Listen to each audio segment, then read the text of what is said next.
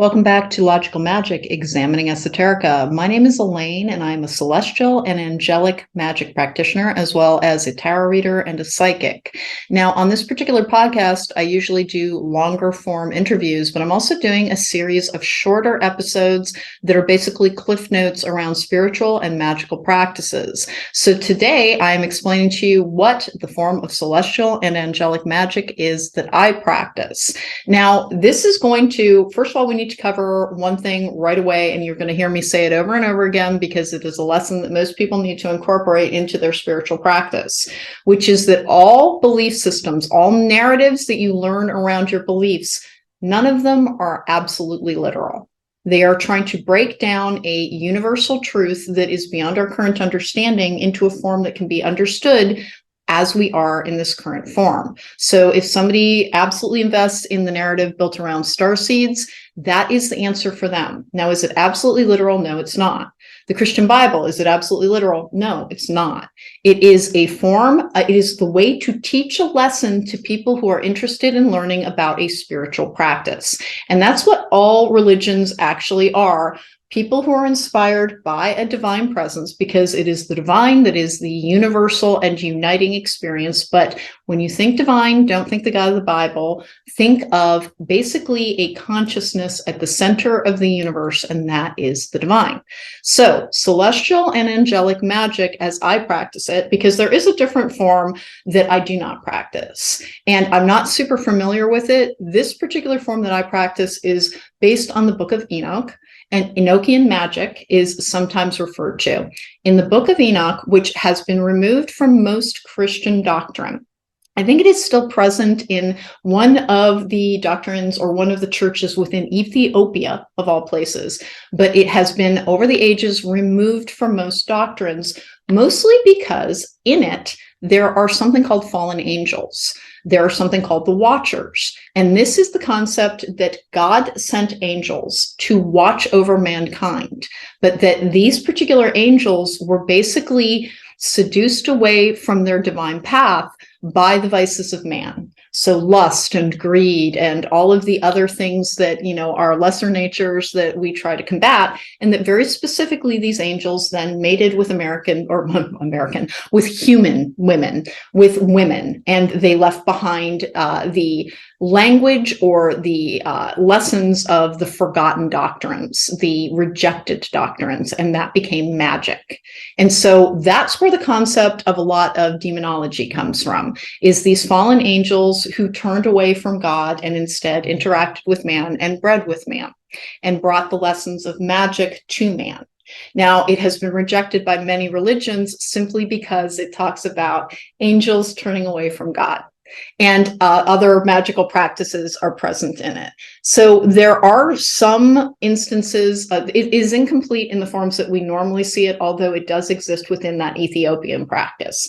So in that, there are 7 angels, 7 archangels who stand in the presence of the divine. Now remember, I do not practice the Christian doctrine. This is breaking down the energy that I access for celestial and angelic magic. So in this doctrine, there are 7 archangels that stand before the divine, before God, ready to serve God.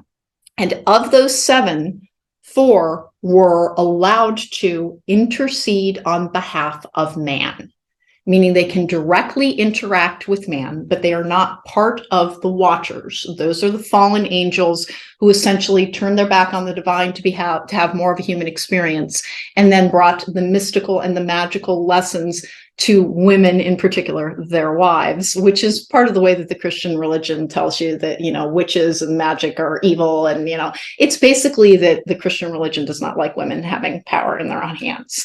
It's a patriarchal structure as it is conducted in this time and place. And so limiting the amount of power that women have is one of the things that it is very interested in. So they judge magic very, very strictly. But there is actually a form of Christian and celestial and angelic magic called Celestial and Angelic Magic that will utilize the energies of those 4 archangels. And those 4 archangels are the Archangel Michael, the Archangel Gabriel, the Archangel Raphael, and the Archangel Uriel, who are also the guardians who guard the 4 corners. the guardians of particular elements that hold this reality together. Now, the conduit, if you're a conduit for one of those archangels, you are a celestial and angelic magic practitioner. You may use different expressions of that magic. I have a tendency to use folk magic and candle magic as the expression, or basically the framework, the foundation, the structure that I use when I'm performing angelic magic.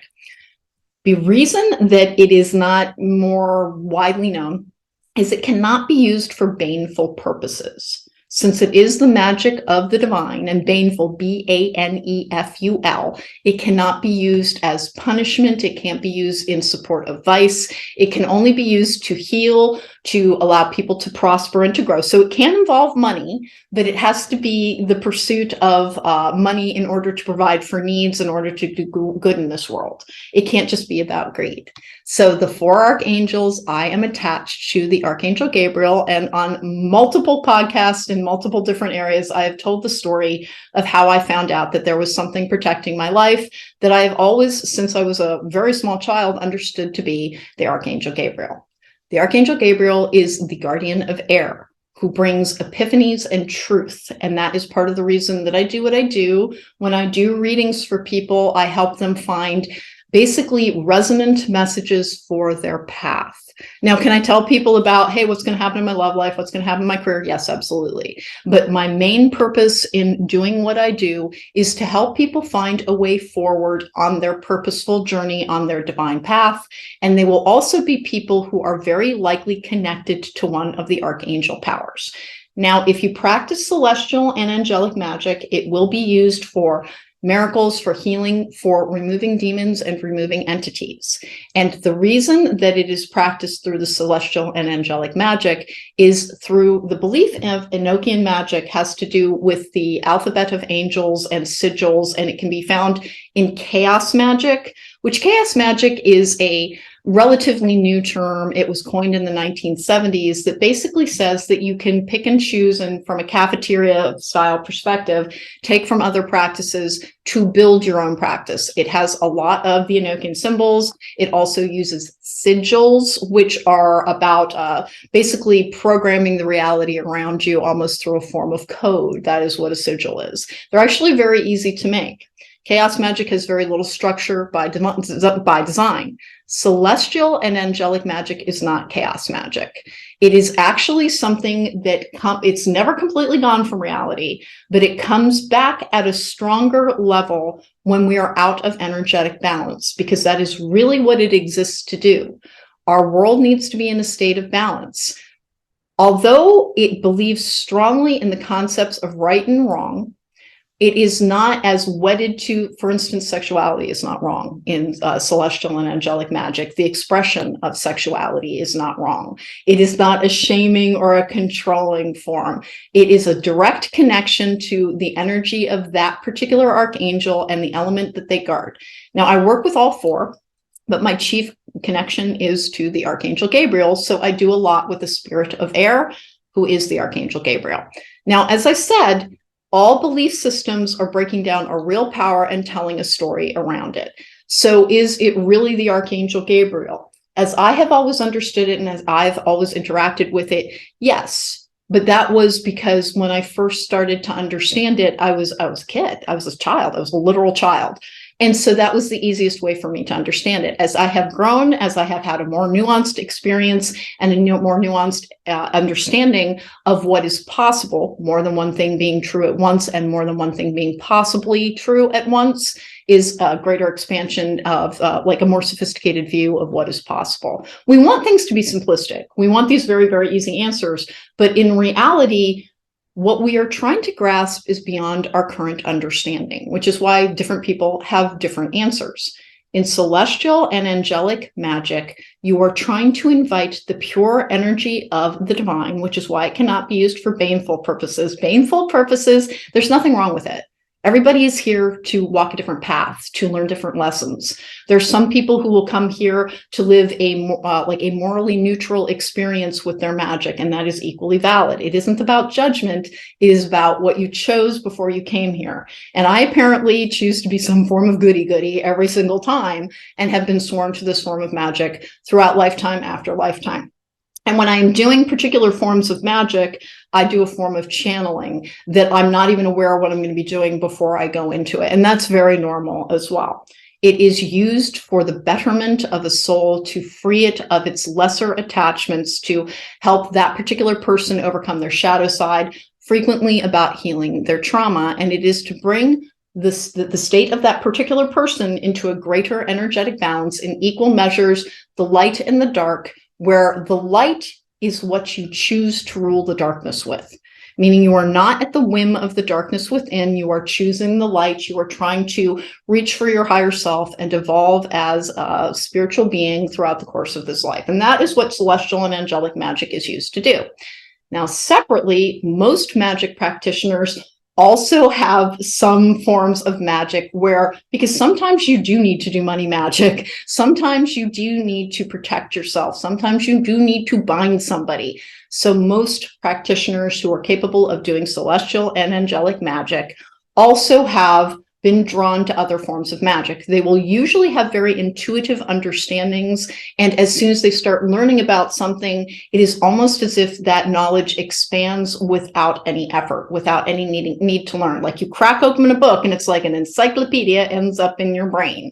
That is the easiest way that I know of talking about acquiring ancestral knowledge or your universal magic knowledge, which people who come here and do this over and over again, once you are essentially activated and that expands in your consciousness and in your life, you will receive information from essentially your guides and your ancestors.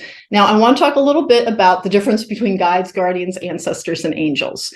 Your ancestors are those who came before you, but they are not necessarily in your family of the blood. They can be the family of your energy, meaning one lifetime you might have been Chinese and the next lifetime you are literally African. We do actually hop around that way to have a diverse experience. Those ancestors are as legitimate as the ancestors of the blood. So when you are talking about ancestors, you are not just talking about your family tree, but also your energetic tree. And your energetic tree is far more diverse than your family tree. So when you're reaching out to your ancestors, those are the ones who came before you, who have the knowledge that you need. When you're reaching out to your guides, you want to think of those people as people. They have frequently been people. They're not always, but they have usually been people. Those guides, you want to think about them if you are in a, like gaining a master's or going after a doctorate, you will have educational advisors and you will talk to them about your curriculum. That is essentially what a guide is. A guide is there to help give you clues along your path about which way to turn. But angels are different because angels have never been human and they will never be human. And in the book of Enoch, that becomes particularly important because when angels were allowed to mix and mate with humanity, it corrupted their nature. And so angels are not here in a physical form. You can be a divine conduit for an angelic source, but it is not handed out on merit. It is part of a soul contract, meaning I can be an entirely impossible person, but I still have an angelic conduicy to the Archangel Gabriel. That is because I'm a form of teacher. Most healers will be attached to Raphael, who is the spirit of water, which is the flow of love, the flow of emotion, and also access to divine love. And in this particular form of celestial and angelic magic, Michael is the guardian of Earth, because Earth negates all dark energy and keeps us in balance. Because there is a difference between containing dark source material and the difference between dark impulse. One is about our sentience, our soul, the way we are, our consciousness, and how it influences what we believe and what we want. The ego gets involved in that. And then we all need to, again, exist in the state of energetic balance. So we will all have basically we all have a murky side to us. We all have a lesser self that we are trying to understand. I'm always telling my clients, what you want to do is understand your monster and put it on a leash. And it is not, everybody gets their own challenges. For me, as I'm always talking about, mine is patience. And then also just, I can be an absolute like firecracker of a human being. I can be a powder keg. And I've been working on it my entire life. I think I've got it really, really, really under control, but it has been one of my recurrent battles, is learning how to be patient and learning how to be mild, because I am not a mild person. I'm not a peaceful person by nature. I'm a pick up my broadsword and charge right into the battle type of person. And that has its merit, but because we need to live in a balanced state and angelic conduits need to be able to have access to all four elements. That is what a celestial and angelic magic practitioner is seeking to do. They will have one chief connection to the divine through one of those four elements and the guardian of that particular element. Mine is Gabriel. A lot of healers have Raphael. For people who are protective, they are all usually about Michael. And then for Uriel, that is about the divine power, but also in rebirth, there is a form of growth, a form of evolution. Fire actually contains the ability to destroy, and in destruction, there is rebirth. And then Uriel is also in charge of divine fire. Now, having that energy available to you does not give you the framework to practice it in. And my personal guides told me to go towards candle magic many years ago. When I was reading a book as a child called Follow the Leader, there was a quote in it, and I believe it was a misquote because I've seen it since and it is ever so slightly different. But the quote in the book was, "It is better to light a single candle than to sit and curse the dark." Now, that is the first instance of me encountering a spiritual message that then had great resonance. As I've shared elsewhere, I also went to Quaker farm camp when I was a kid. My alcoholic grandmother would save up all year long to send me to Quaker farm camp when she was living. So I went through the ages of 6 through 12. And I loved it there. I loved the animals, and I loved their approach to spirituality because the Quakers do not talk much. In meeting, you're just hanging out with the divine. If somebody feels divinely inspired to speak, they do so. But part of their faith is not scripture and doctrine. It is trying to live the teachings and trying to approach all others as friends, which as a kid, I absolutely loved. And so that was the other connection that I had. Understand that spiritual practices are not meant to be rigid, meaning when you believe something, it does not then discount or in any way disprove somebody else's beliefs, but it gives you an area of focus. It gives you your particular foundation, your particular anchor into that particular world, but it does not mean what other people believe is wrong. And whenever I'm talking about I don't do baneful magic, and I can sound a little bit like a magic moralizer because of my own personal guidance system, I am not judging the choices of other people. And in fact, another short podcast that I will be doing is for magical shop recommendations. I have 4 different ones. I'll do it in a different short, Cliff Notes type of podcast as well. But I wanted to cover what celestial and angelic magic is. It is hinted at in the Book of Enoch, but it is not Enochian magic. It is a form of magic that utilizes those 4 archangels. And who will be called towards it? You're going to know. You're 100% going to know. One of the biggest hallmarks of it will be that you have had multiple instances that should have resulted in your death, but something saved you. Which is, there are so many of those stories in my life, it's almost comical. It genuinely is. Particularly fire has been something that fires have been put out, and I've been saved from them over and over again through no fault of my own. It was never me almost setting the fire, but something else put it out for me. And there are very complicated tales around that. You will have had sets of circumstances like that. And if you are a celestial and an angelic magic practitioner through an ancestral, which is your energetic ancestral line, you will also almost certainly have had a lot of trauma, because celestial and angelic magic comes back into this reality in its strongest form when this reality is most out of balance. Too much dark or too much light. It's rarely too much light. It's currently too much darkness. So celestial and angelic magic has been gaining more and more traction and more followers as people who are called to try and set the energetic balance to rights through these healing magics, because it is the magic of miracles. meaning you are asking for a particular healing, usually of an energetic state, and it is usually best applied to people who are also here to try to work in service to the greater good. And that is the other hallmark. You will have had a difficult set of experiences. You will usually have landed in families in which you had no true affinity with anyone else, and you almost felt like you were likely a misfit or someone who was an outlier your whole life. You never fit in because you were not meant to conform. And this is because you were meant to have a spiritual connection that would guide you towards making changes in this world that would benefit the reality, that would put it back into basically balance, so that this reality can continue to exist and we can continue to exist in it. No one person carries all of it. There are many practitioners across the globe, and they carry forth a message at this particular point. Celestial and angelic magic practitioners are in the teaching phase of trying to find their followers.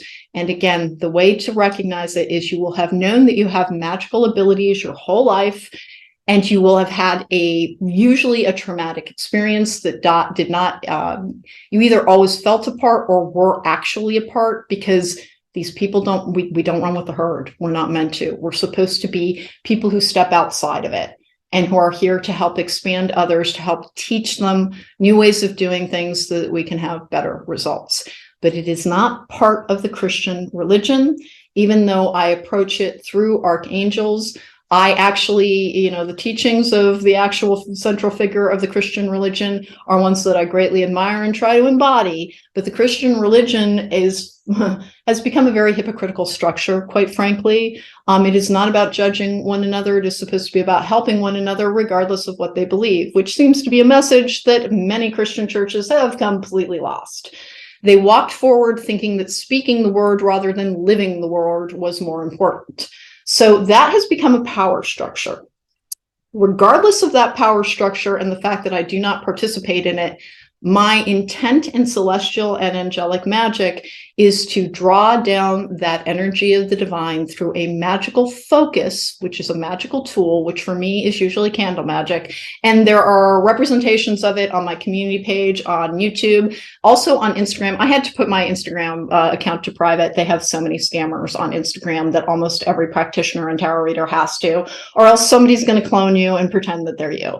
That's another thing to remember. Listen, the only way to book me is through my website, literally. If somebody's approaching you and saying, I can read you on WhatsApp, they're lying, they're not me. And that is true for absolutely every reader and every practitioner of anything on Instagram. Instagram does almost nothing to get rid of scammers.